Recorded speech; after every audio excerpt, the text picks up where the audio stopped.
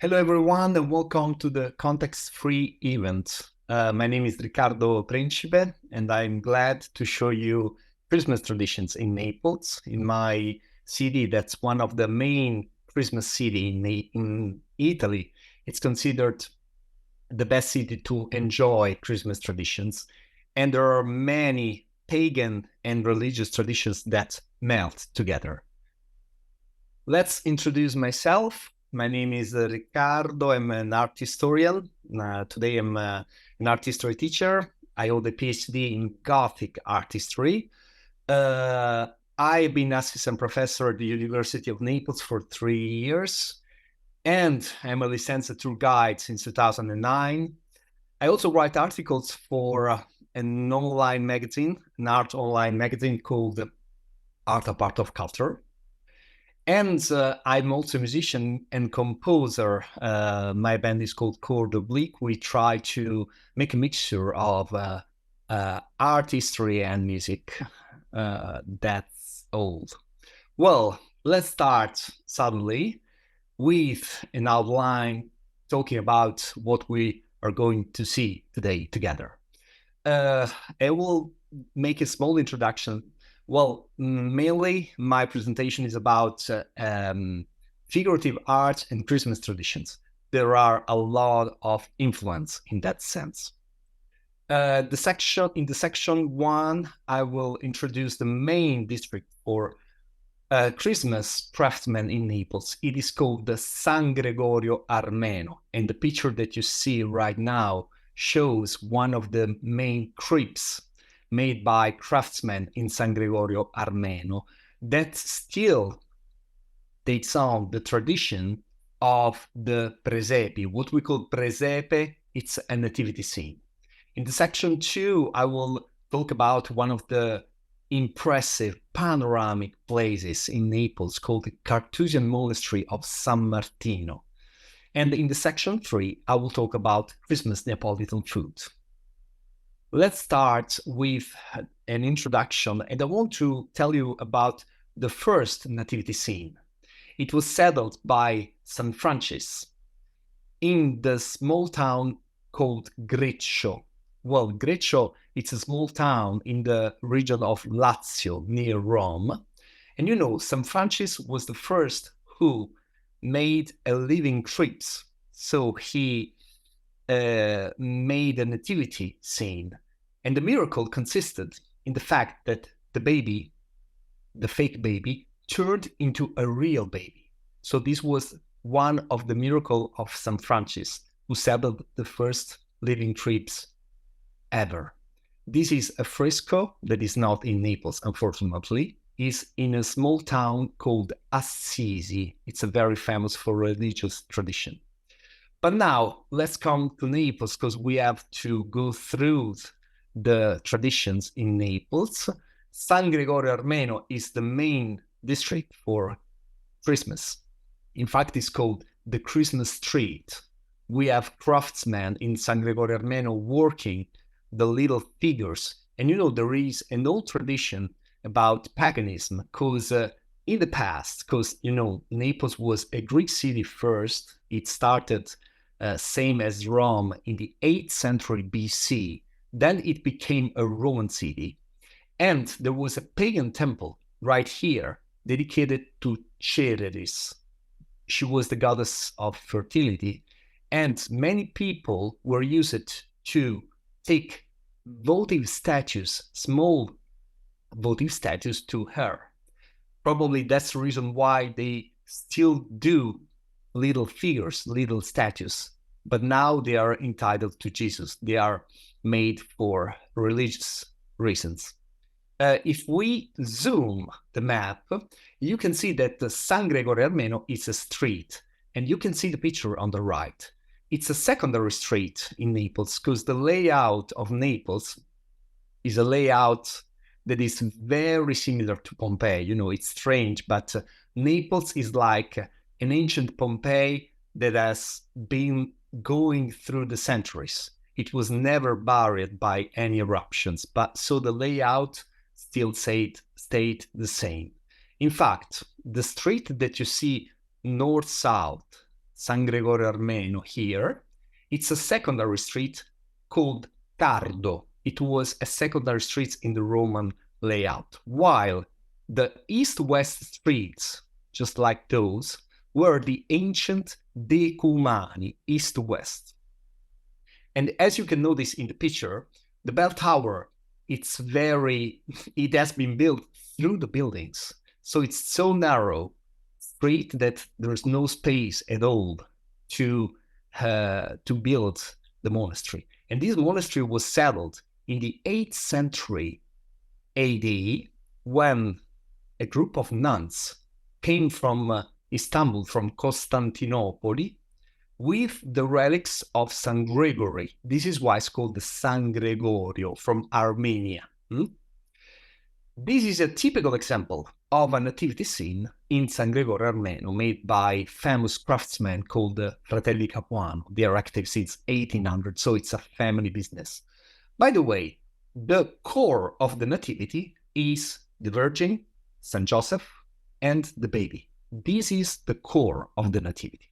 Now, how do they work to make the figures? This is a very interesting part because it's a very humble technique. If we make an X-ray through them, we will see that they start from a puppet, just like a sort of voodoo puppet, with a sort of iron skeleton inside.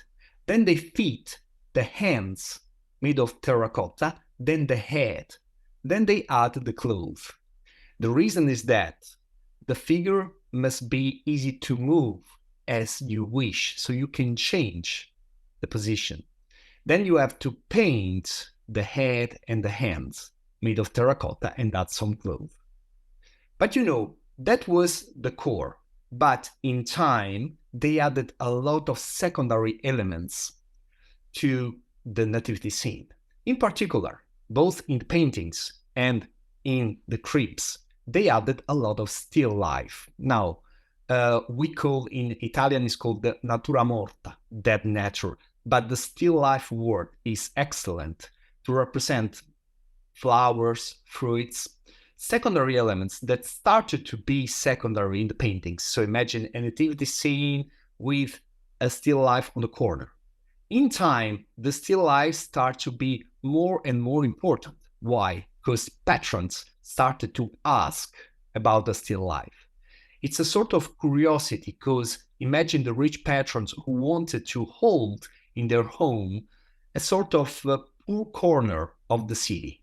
This is why both in the paintings and in the crypts you have many still life, many examples of still life. This that you can see on the right, it's an example of the olive cellar with many fish called the stock and the papacelle, sort of pepperoni that they sell even in the flea markets today in Naples. Going ahead, still in San Gregoro Armeno, this impressive representation of Christ and the Samaritan woman from 1700s. The story tells about Christ who is thirsty and asks the woman to provide him some water. They were next to a well. As the woman gave him some water, he told her, "This water will make me thirsty again, but I can provide you some water that will bless you forever." It's the water of faith. This story comes even in the crypt, even in the nativity scene. In fact, the well and the fountain are related both to this story and also to an apocryphal story about the Virgin Mary who was announced while she was collecting water from a fountain. And if we go back to a very ancient work of art, this is an ivory plaquette from the Victoria and Albert Museum in London. You can see the Annunciation of the Virgin with the Archangel and the Virgin who's collecting some water, just as we saw before. Still other figures from San Gregoro Armeno. We are still in the same district. And this is another secondary element called La Stefania. But this is interesting because it's related to the day after Christmas that is called the Santo Stefano. because she was not married, but she really wanted to go and see the baby. So there were many taboos, and they didn't allow the spinsters to approach women giving birth. But she didn't give up. And in fact, she took a stone and wrapped the stone as if it was a child. So she could reach the Virgin and the baby, and miraculously, the stone sneezed. So the stone became a real child. And the Virgin told her, "You have the gift of curiosity. You still believe, therefore you will be a mother." This story is related to December 26, the feast of Saint Stefan. So Stefania is about that. And she is an important figure of the nativity scene in Naples. Welcome to the section 2, and let's talk about one of my favorite places in the city. I live very nearby this place, so it's a place that's very important for me. The Carthusian Monastery of San Martino.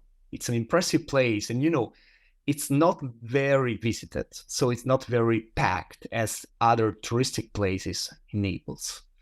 This Carthusian monastery was a place where monks were cloistered. They could only pray and work. Ora et labora was they told in Latin. And yes, the most ancient crypts in Naples are here. Let me show you something.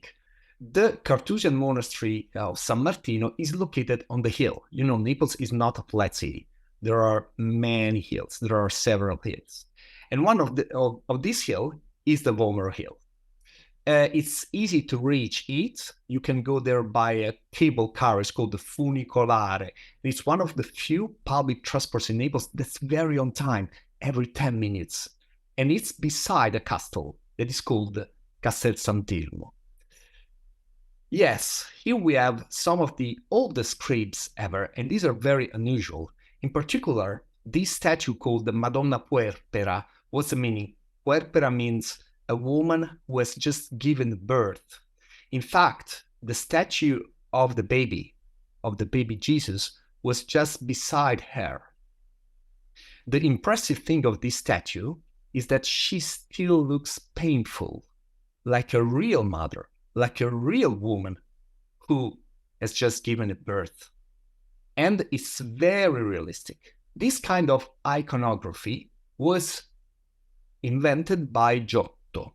In fact, if we go to another Giotto's fresco, Giotto is one of the most important painters in Italy. He's not very well known abroad, but it's very, very important. He's important as Michelangelo, he's important as Raffaello, and probably even more. This fresco, in fact, is from 1305, and it's in Padova, in northern Italy, and it's one of the first iconography of the Virgin like a real mother, still suffering after the birth. Another version that is even older than this was made by a sculptor called Arnolfo di Cambio. Still in the Carthusian monastery of San Martino, we have the Presepe Cuciniello. Why it has this name? Because it was donated by a man called Cuciniello.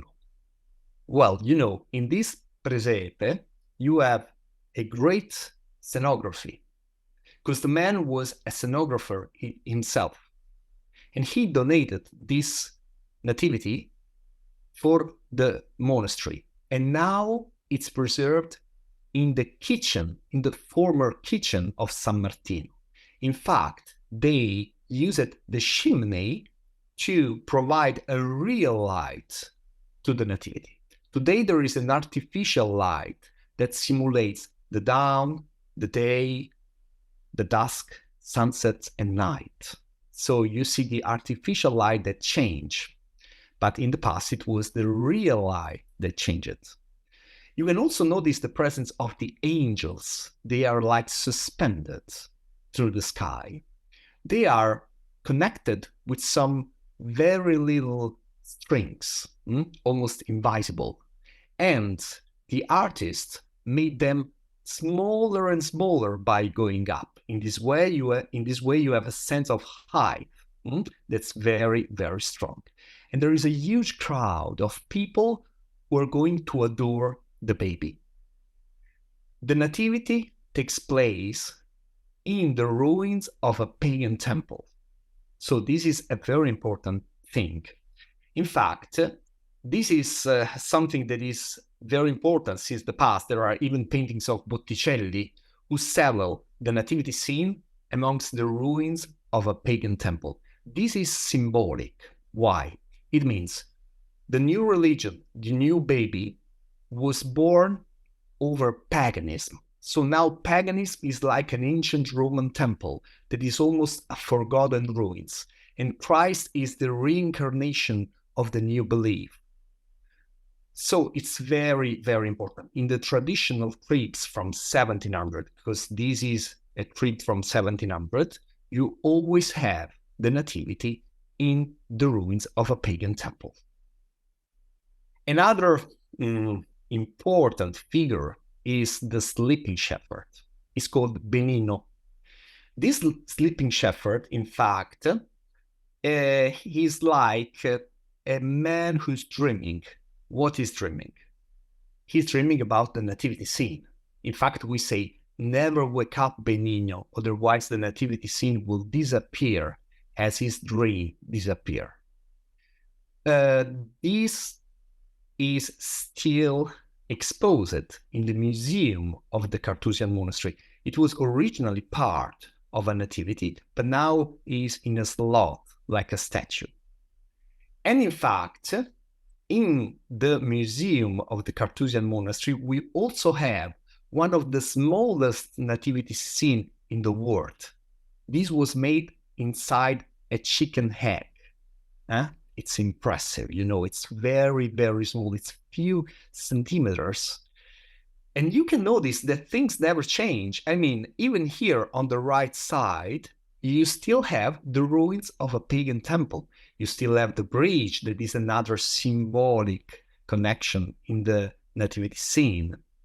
It represents the passage between good and evil. And Christmas is a moment like that. It's also related to the winter solstice, December 22. And from that day, the sun starts to be stronger and stronger, and the days start to last more time. So it's also related to the worship of sun, also related to other pagan traditions and belief. It's also important to specify that, artists and craftsmen were the same thing in the past. In fact, in 1700, one of the most famous artists in Naples, Giuseppe San Martino, a Neapolitan sculptor, made the shepherds too. This shepherd is impressive because, look at the eyes. They are icy eyes.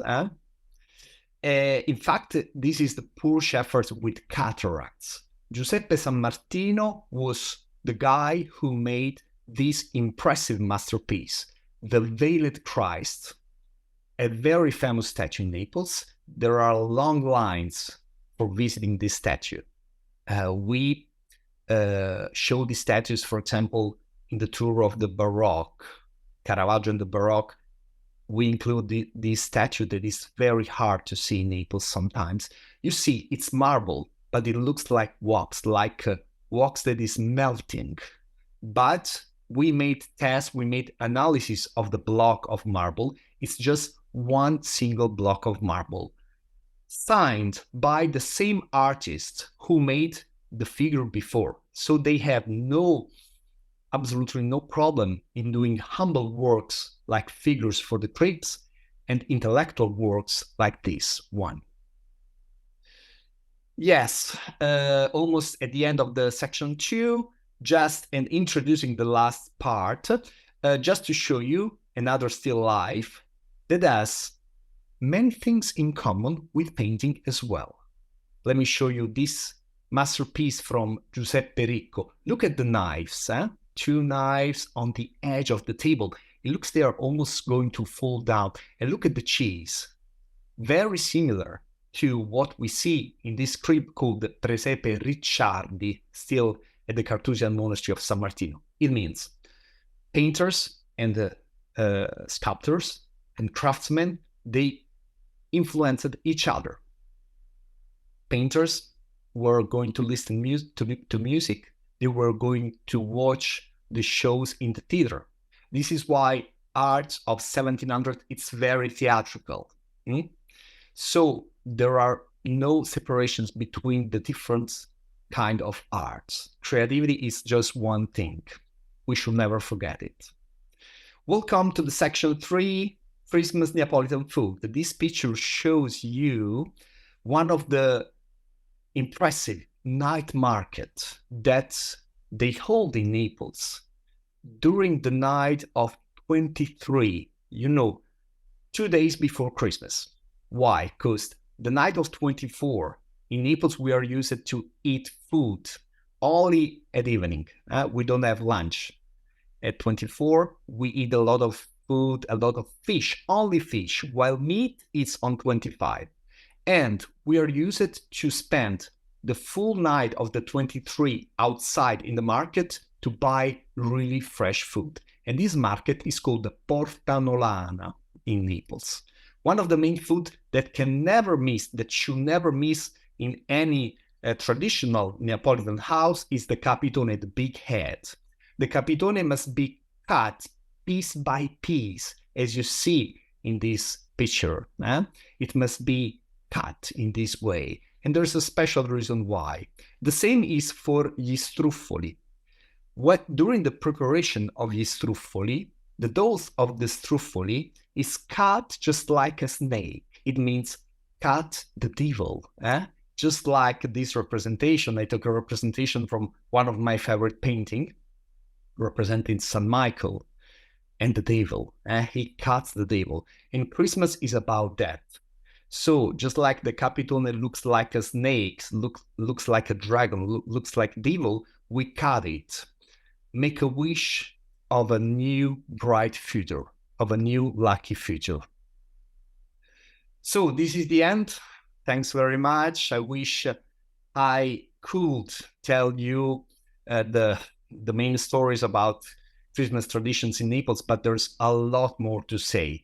So in my virtual presentation, I tried to resume what are my favorite traditions. Thanks very much for listening. See you in Naples.